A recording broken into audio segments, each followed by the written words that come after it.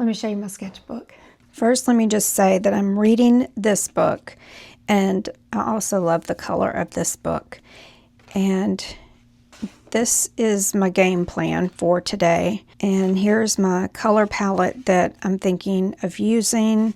And also, I was looking at different artists. And of course, I've got Bonnard here because, you know, for his color palette, that intimate color. I've also got, I don't know if you've heard of her or not, but Tasha Tudor. Not necessarily for her illustration, but I just love her. She has, let me show you this first.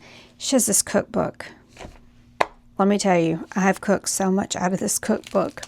But one thing I noticed in this cookbook is she does, and she does it in a lot of her paintings, she does this border. Like she borders things. And let me see if this recipe right here, chicken croquettes. So good. One of my favorites. She has so many good recipes in this book, actually. But she has a really good, okay, here. See how it makes a circle almost. It makes this border. Oh, cornbread. Now my family's split on cornbread. I've got half my family does like sweet cornbread. The other half of my family likes southern non-sweet cornbread. I like the sweet cornbread. I like regular cornbread too, but first of all, I'm just not picky when it comes to food at all. All right, enough with food. What am I doing? So, but one thing about her work, like I was saying, is there's always this little border. And I love that idea of a border. So my thought is, if I can somehow put the table in the garden and have flowers coming up from here and coming all the way around, almost, not all the way, not to complete it into a circle, but almost like a border, like this table is sitting in a garden. That's my thought. And then I've got Laura Ashley here just because of the wallpaper feel, because I want to fill my canvas.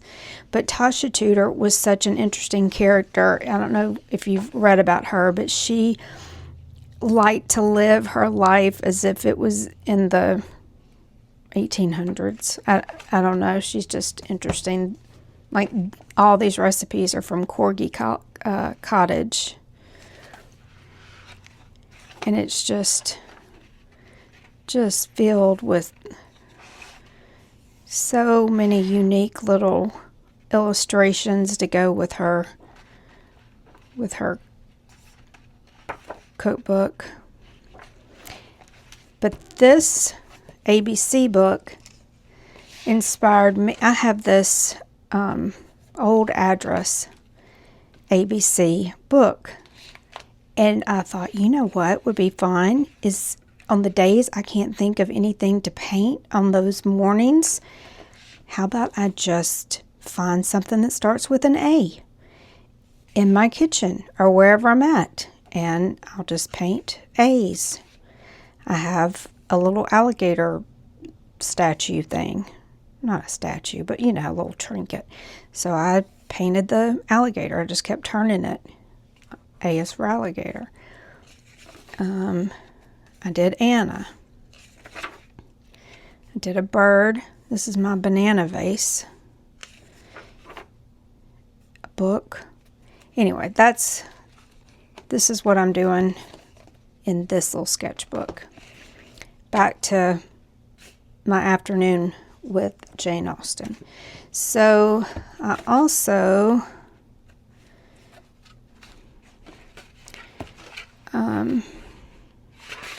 See, there's my banana vase. That's fun. Okay, so I went and found some, what do they call it? Movie stills of Pride and Prejudice, and that was a movie still. And then it had pictures in the background, and I was thinking, ooh, I wonder what pictures would be on the background. And then it got me thinking, you know, it would kind of be fun if you had a big painting like this and then had little supporting paintings. Maybe that's for another day.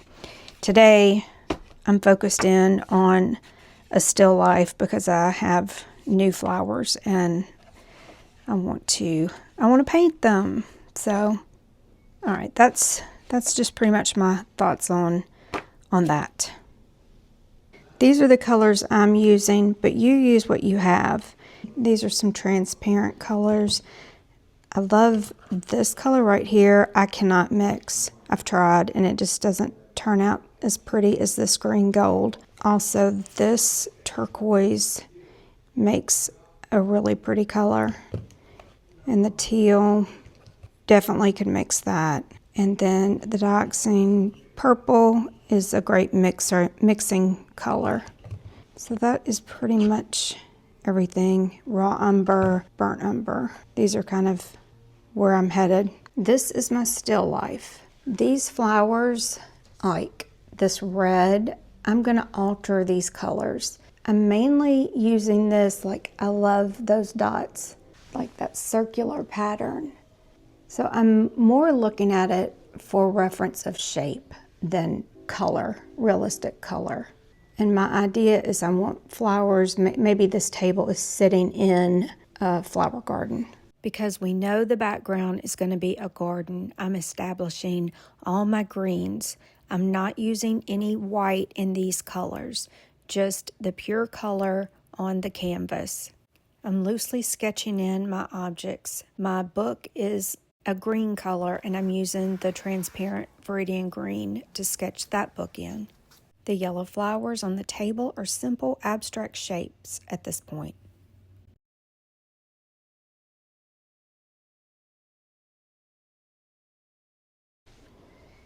Now, because I want my flowers, I want it to seem like the table is sitting in flowers.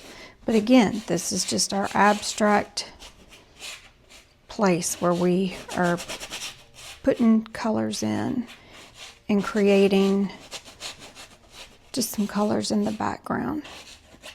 And they may stay and they may not.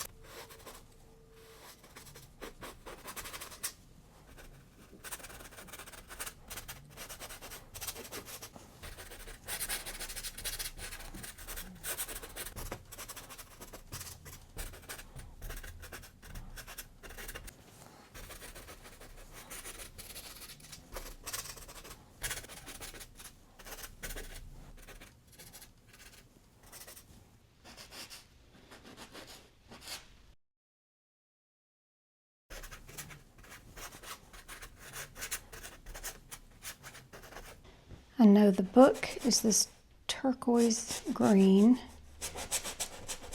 And this is still transparent.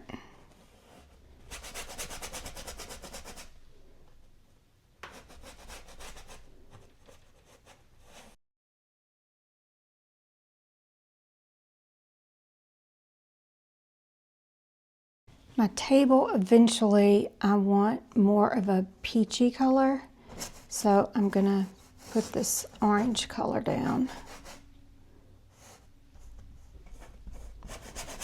This way of working is definitely not for everybody, but I just find it easier to have something underneath that I can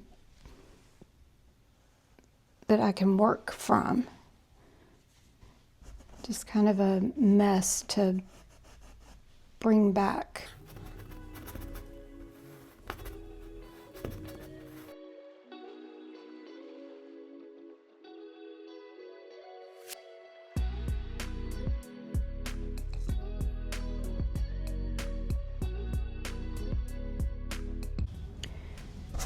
I'm just going to scrub in that dioxidine, or sounds like an antibiotic, or it's, the way I'm pronouncing it sounds like an antibiotic. And I've got a lot of water on my brush. And I'm making it more watery in some spots and less in others. And you don't have to worry about staying in the line.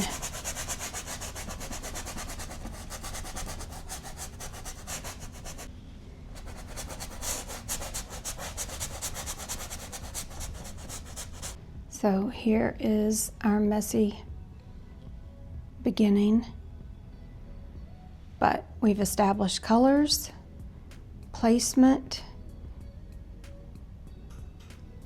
and that really didn't take us that long at all.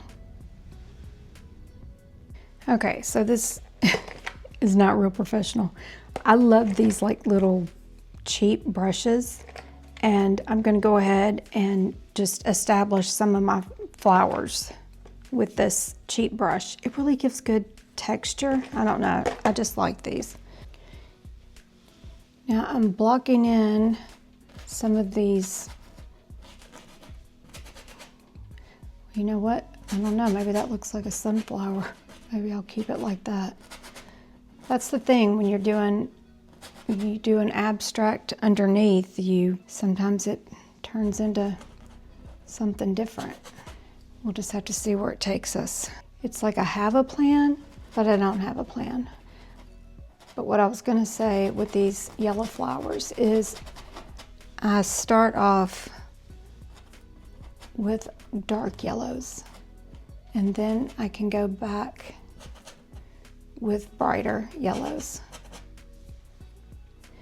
But the good thing about doing these transparent washes is you don't want to sit there and just like absolutely save them, but they do, that brightness is really nice.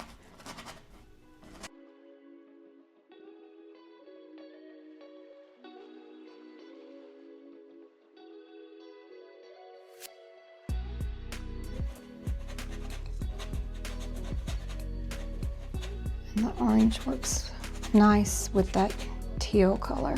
I want some of these visually to look like they're in the garden and not in the bouquet.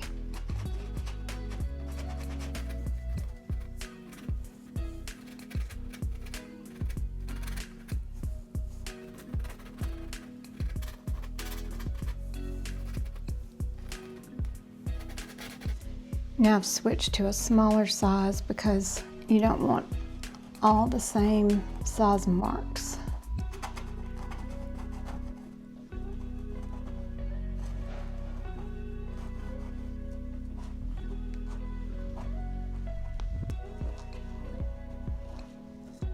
And I'm just looking at my flowers and looking at some of those shapes. And while I had the orange on my brush, I dipped it in that phthalo green. And it's a dance.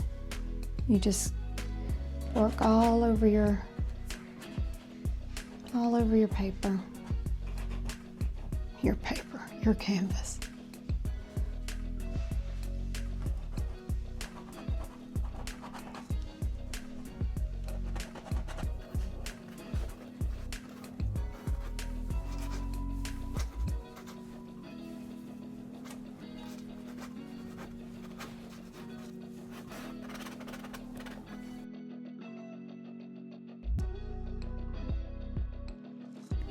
Even though I visually see that these are all the same sizes, I'm going to exaggerate some of them to make them appear larger.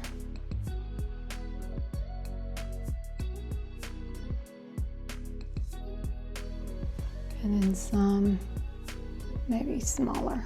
And you see I did this stroke, but then that stroke. So they're not all the same.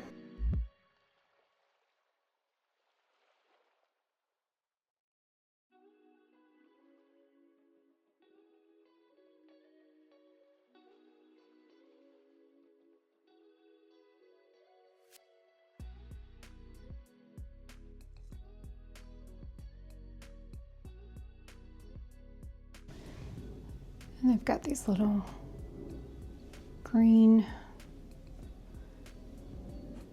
areas in the middle.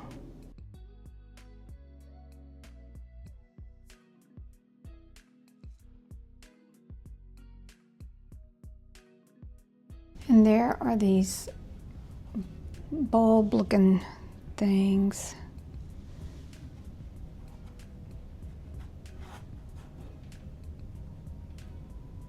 And then there's a leaf behind there that I'm gonna put in. It's yellow on that side. And there's some white flowers in the bouquet, but I'm not making them white. I've added a touch of yellow and then the purple color.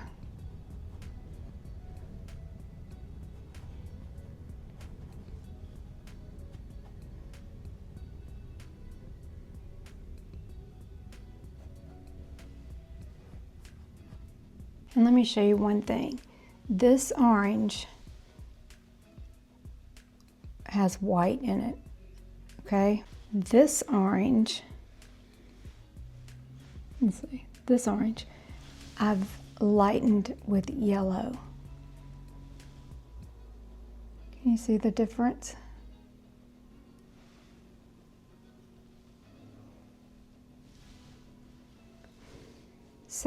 Same value, but definitely a better color when you lighten it with yellow instead of white. I don't think it was in frame. All right, this orange is with yellow. This orange was with white. There's a difference.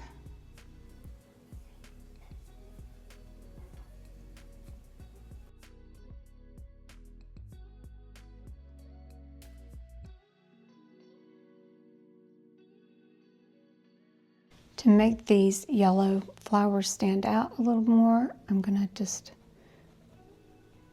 plop in a lighter color.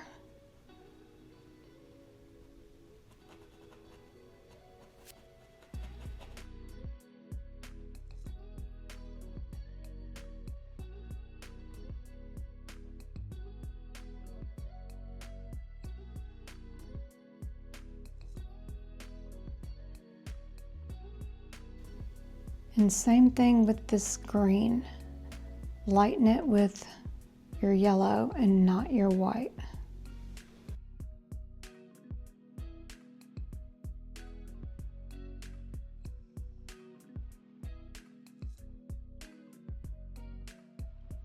And that lime green color that I mixed, I've mixed now with that purple.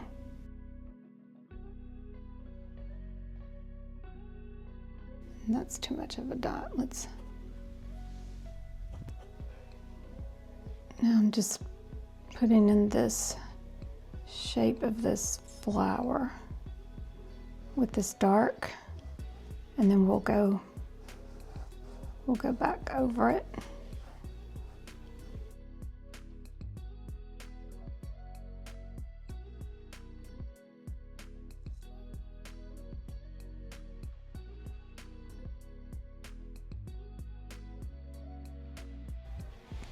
And then we'll let this dry before we do anything else to it.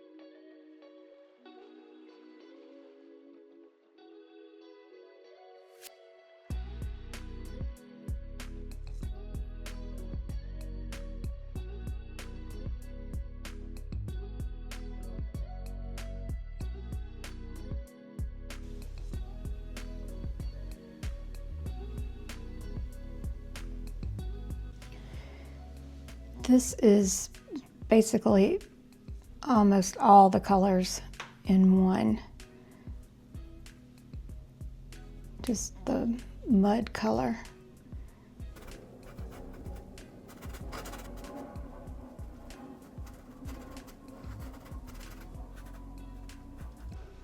And I've added the white.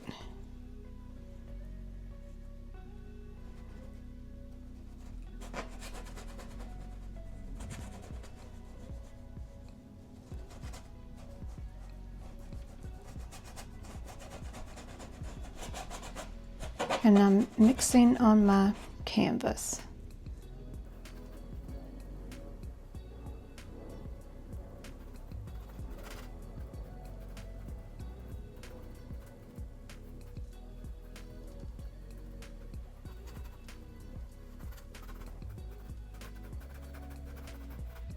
And that's so flat, let's just do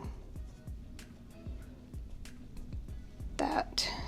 And then I can see a highlight there.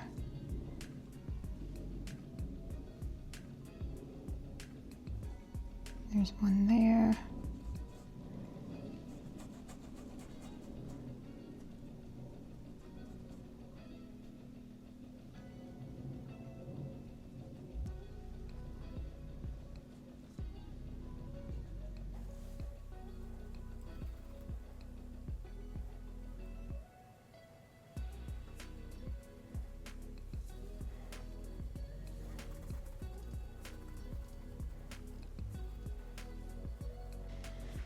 We'll add our cup in.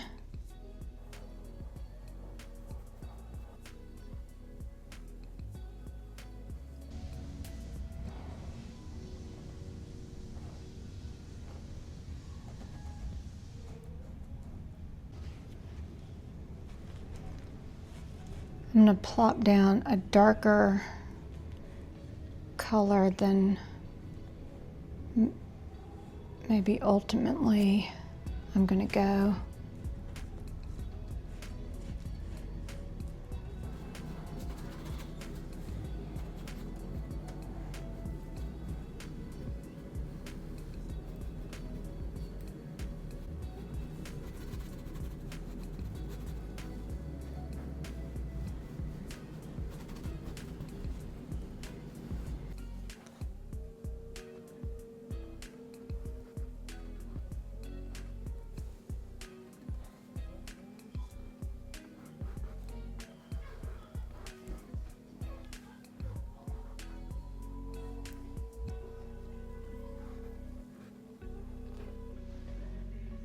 And do they line up? No. Do we care? Not really. And that has a lot of the white in it. Let's break that color up just a touch.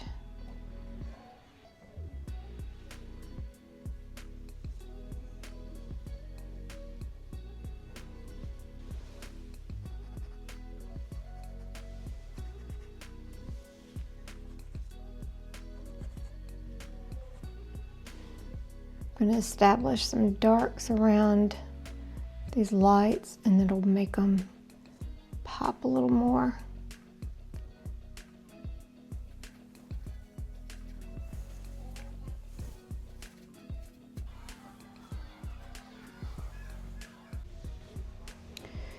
So let's work on our stargazer lily. I will tell you the only reason I know what this is because this was, I used, well, probably a lot of people did in the 90s, but we used this as our flower when I got married. We got married at Mississippi State, and so we were trying to match the maroon color. I'm gonna add just a little yellow to that instead of the white, because everything else is so abstract. I don't want to have this look not abstract. if that makes sense. And then it's got these little lines coming out of them, and these dots. And although the dots are green, I'm going to make them yellow, or a touch of yellow in them, because it'll show up better. And nobody sees the real flower. And then add some of that color around the edges.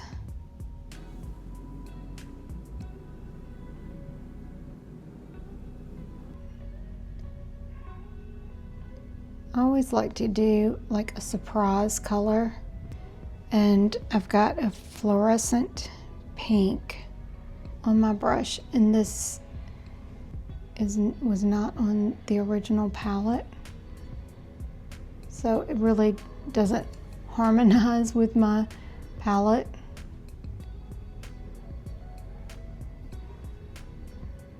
But it's my pop of color.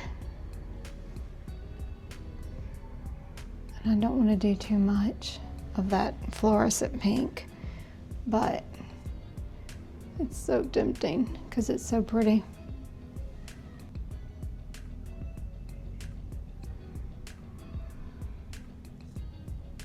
Maybe some down here. Okay, you have to admit that's just so pretty. Okay, no. All right, now I'm done. I won't do any more. One more. Let me show you. It literally says fluorescent pink, if you're curious. That's my rogue color. Let's move on to the book. And this is like peacocks. And I don't want to get them like too detailed. So I'm using a big brush so that won't happen. This is Anna's favorite book. And the lettering is pure, it looks pure white, but I'm not gonna do pure white. I think it would stand out too much. And this is where I usually misspell something.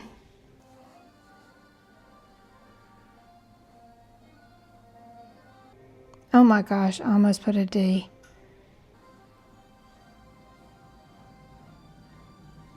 I do it every time, every time. You have to have baby wipes.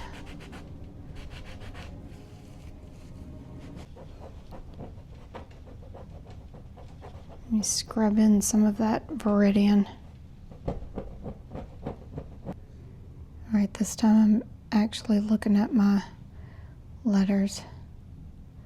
I can't be the only one that does this, but I might be. Let's darken up these book pages. Maybe not with all one color, but put in our shadow.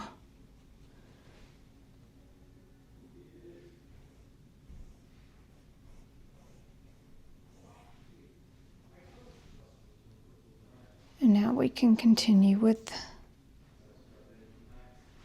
the flowers.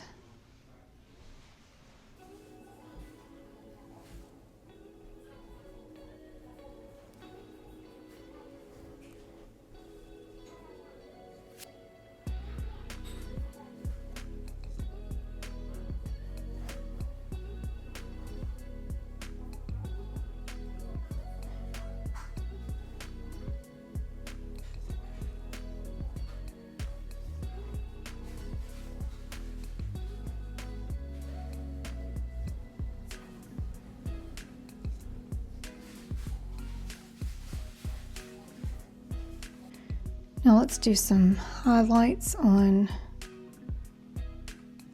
these flowers so they're not all one color.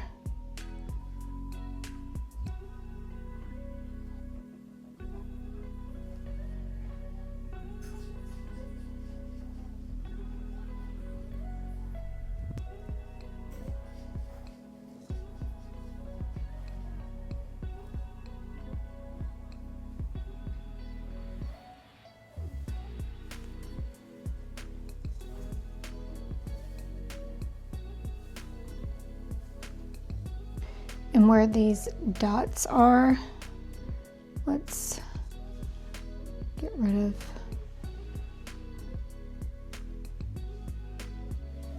some of those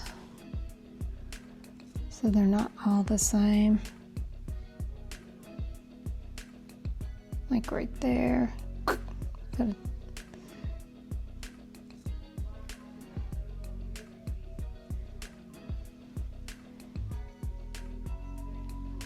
You don't want all your flower petals going the same way.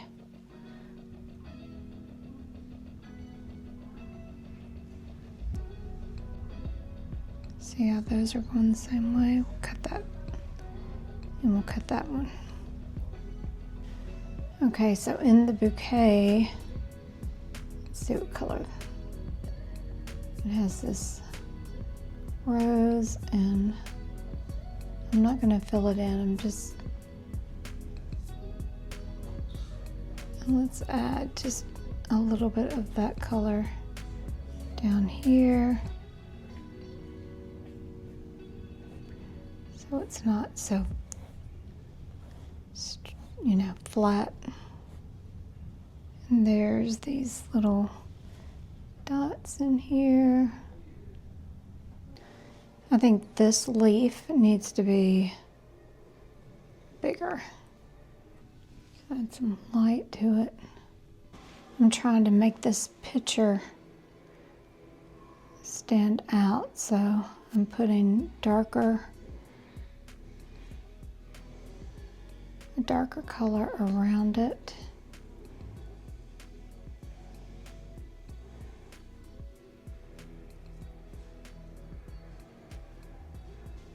And I want to make this leaf come out so it doesn't look like there's a hole in my vase.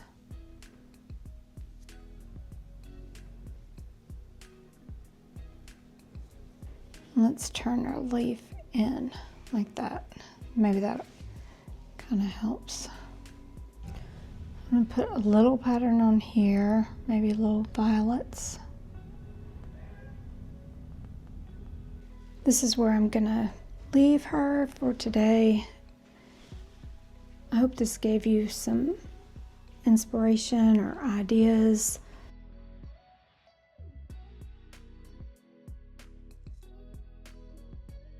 I already see things I want to fiddle with, but I'm not. I'm gonna try not to. I'm gonna try to leave it fresh. Okay, I will see you next week.